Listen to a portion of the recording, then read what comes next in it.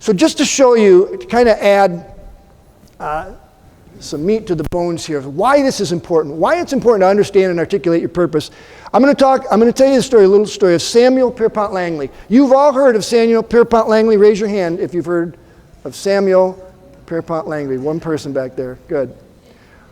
Samuel Pierpont Langley, I'm just going to call him Sam Langley. In 1898, he was given $50,000 by the War Department. Now it's called the Department of Defense.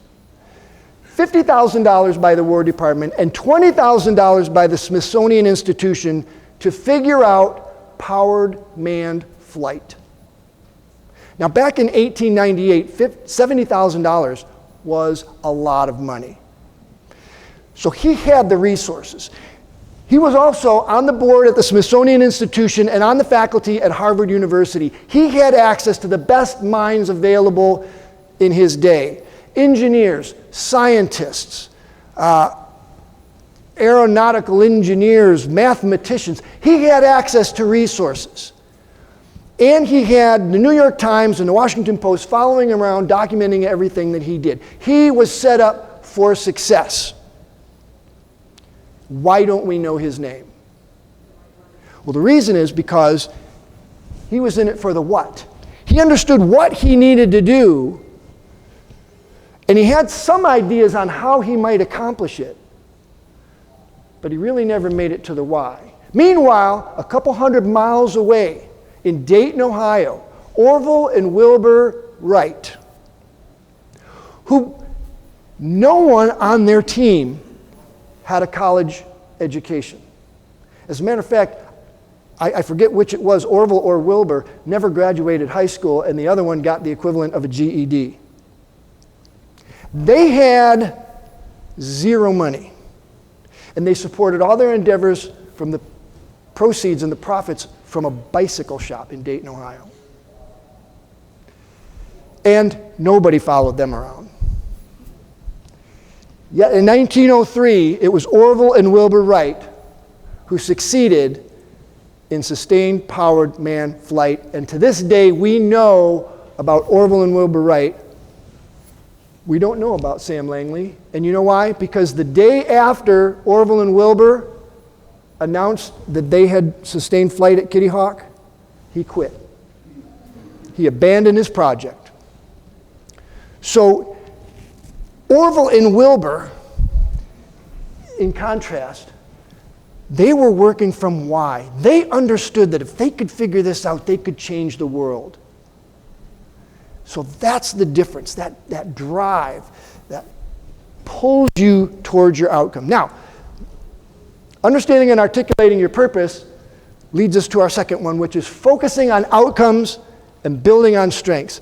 This, again, it's a mindset tool, but it's so critical. If you focus on outcomes, you're looking like Orville and Wilbur Wright were focused on what they could achieve, what they could accomplish. And so that goal pulled them forward. All right? If you're focused on problems, which unfortunately in projects and in a lot of organizations, we tend to become fixated on the problems. What are the things that are keeping us from moving forward? We need to learn to focus on the outcomes. When you're focused on a problem, you're focused on what you don't want. Focusing on outcomes allows us to focus on what we do want. When you're focused on on problems, it fuels anxiety and it fosters disengagement. Focusing on outcomes fuels empowerment and engagement.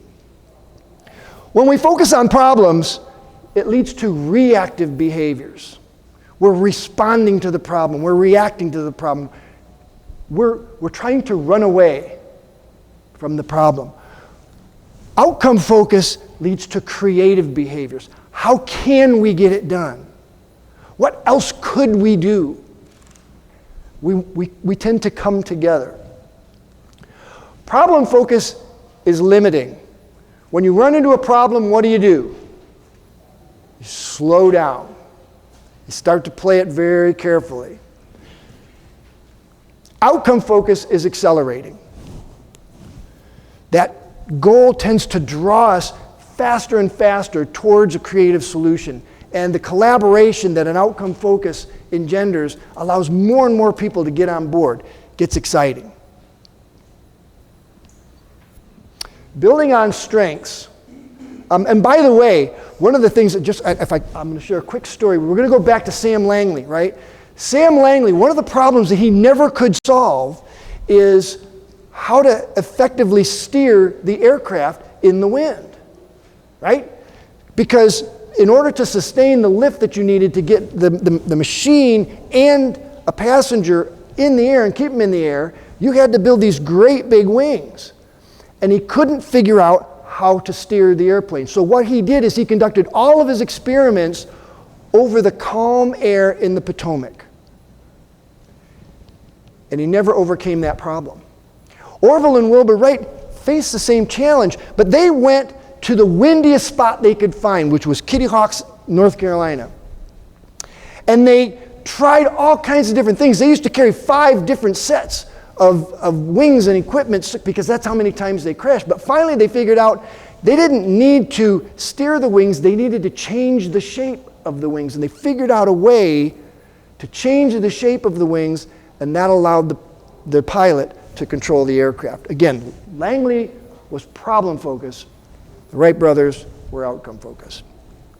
All right, building on strengths, very quickly. Strengths are our assets, possibilities, and connections. Now, I'm kind of drilling down to the individual level now. We're focusing on our individual team members' strengths. Deficits, challenges, and barriers are what we normally focus on, right?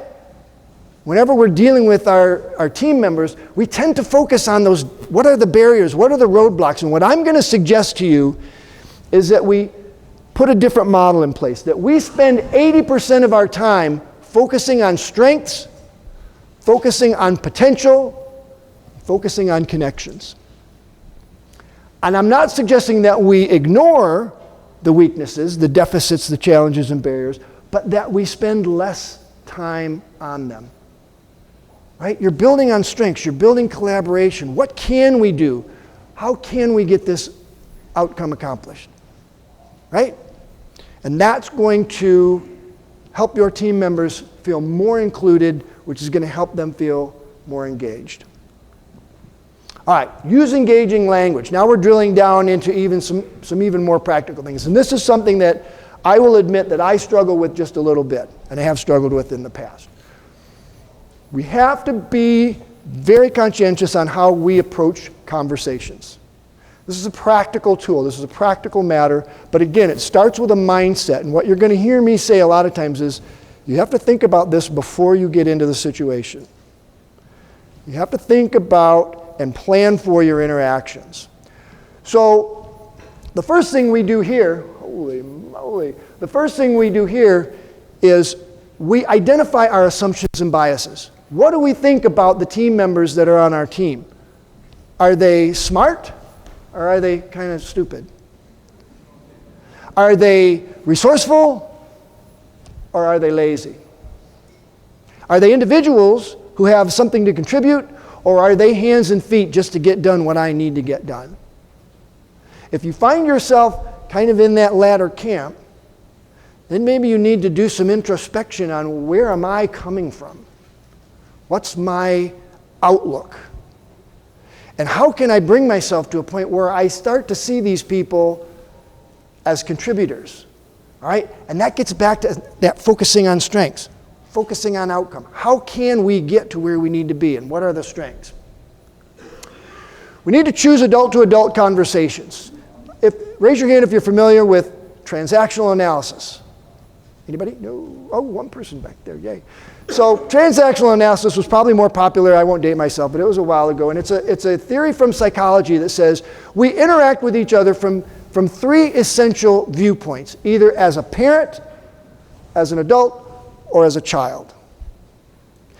And unfortunately, most of our interactions as managers, as project managers, wind up being parent to child.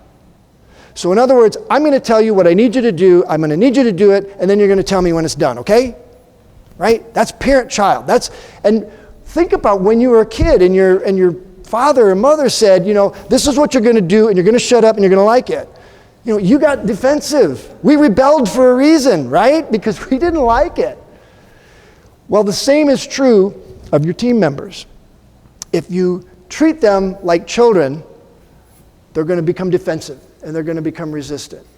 What we need to learn to do is have adult-to-adult conversations. And I'm going to tell you a very simple way to think about this is that you honor the choice of the individual.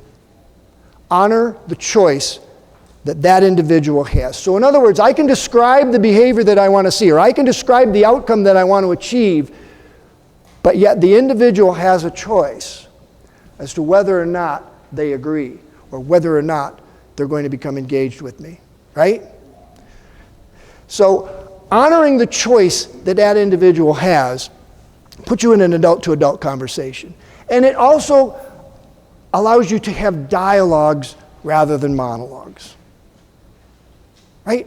We want to make sure that the conversation goes back and forth. And I'm going to talk a little bit at some of the other tools, really kind of narrow in on how we do that and what kind of things that we can do to make sure that we're having dialogues instead of monologues. Make sure that the person that you're dealing with has input, because that's how they're going to be engaged. And we have to choose engaging words. Now, this is where I will admit that, my name is Matt and I'm a recovering disengaging words user. So I'm going to show you a list of, and by the way, I have handouts. I have a limited number of handouts here that have some of the forms, and they have this thing on it, but they're all available online, and I will give you the URL for that. So disengaging words, look on this left-hand side, and disengaging words are words like should. You should do this, you need to do this, maybe I can, but I probably can't, but.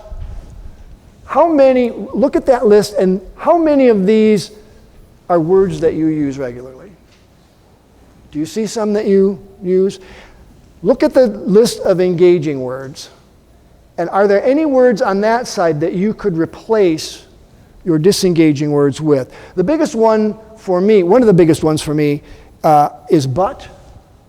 When you say, hey, thanks for getting that status report in on time, Ann, but next time, make sure it's add a little more detail. What's that going to do? The first thing I said goes, and everything after the but is what they hear.